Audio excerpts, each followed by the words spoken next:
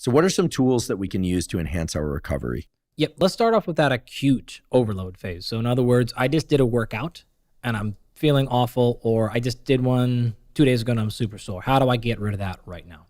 Well, there's a couple of things you can do immediately after your workout, and then others that are maybe more actionable a day later or 2 days later. And we'll just cover a handful of them. We'll do some nutrition and hydration and supplementation in the next episode. I'm going to cover everything else not in that category right now. So a couple of things. Number one, you can actually kickstart that recovery process at the end of your current training session. And I guess I should say it this way. I strongly suggest you start this recovery process immediately after the workout. You mentioned earlier about this idea of you got to get a really high peak of stress to cause adaptation. But I actually didn't explain that correctly, because what has to happen is you need that extremely high peak, but then you have to be met with an extremely sharp recovery back down. And so, you've talked about this before in some of your neuroplasticity stuff, and in terms of what has to happen that caused the insult, and then you immediately need to be able to recover to make sure that causes changes in the brain. Same thing happens here. So we need a really sharp and high inflammatory response.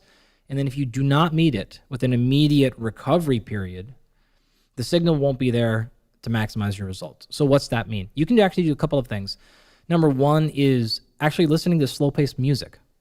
There's evidence to suggest fast-paced music may slow down your recovery, and slow pace would actually enhance it. So if you just change from, your maximum, get you up and get going music during the workout to a slower, lower cadence, that will help you kickstart the idea.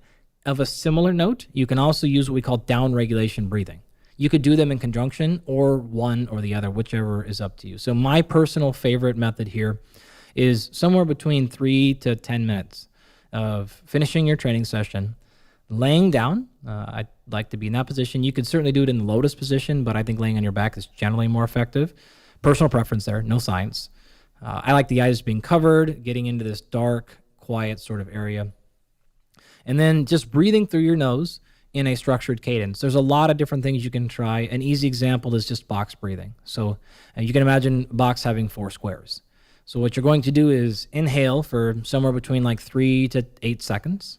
And then whatever number you choose, you keep that same tempo. And so let's say you chose to do a 5-second inhale.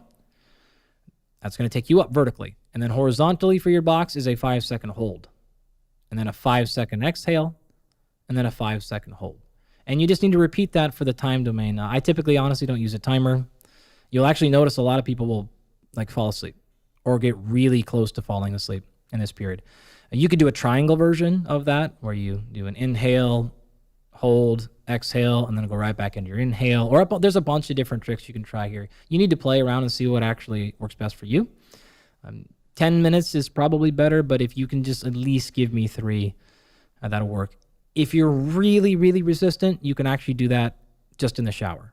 And so if you're going to finish your workout, get in the shower. Again, just close your eyes in the shower. Give me 3 minutes of focused relaxation breathing, and that will accelerate the recovery process. I love it, and I particularly love it because my laboratory works on stress and respiration, aka breathing, and the interactions between the two. And I'll just mention a result that was just accepted for publication, so should be out by the time this episode airs. Thank you. This is the beautiful work of not me directly, although it took place in my lab, but as we know, it's the students and postdocs who really do the heavy lifting of Dr. Melis Balban in my lab. It's a phenomenal researcher that showed that a short period of 5 minutes of box breathing of exactly the type that you described, or cyclic sighing. So 2 inhales followed by an extended exhale to lungs empty. Ideally, the inhales are done through the nose. The exhales are done through the mouth, although it could all be done through the nose or the mouth for that matter, but probably nose for inhale, mouth for exhale, or inhales through the nose and exhale through the nose. Cyclic sighing, as we refer to it, done for 5 minutes. Both of those produce very significant decreases in resting heart rate. They, over time, will increase things like heart rate variability and so on and so forth. So provided that there are extended exhales, it seems like the calming response and the reduction in overall stress occurs. The only thing that really sends things in the other direction would be something like cyclic hyperventilation. I'm sure you've observed that.